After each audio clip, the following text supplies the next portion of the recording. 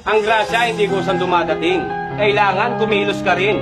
Ultimo magsasaka natin. Nagbubungkal muna ng lupa bago makapagtanim. Ibig mo sabihin, pati magsasaka natin naninira ng kalikasan.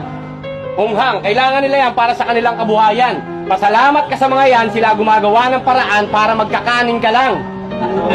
Kung di sila nagbungkal ng lupa, kung di sila nagtanim ng punla, kung walang palay na makuha, kakain mo ba yung lupa?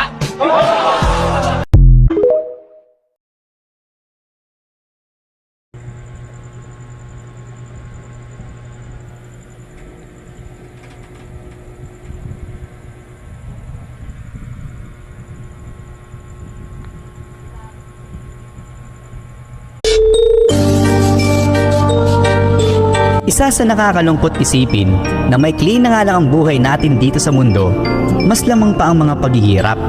Minsan ka na lang magiging masaya, hindi mo pa alam kung kailan ulit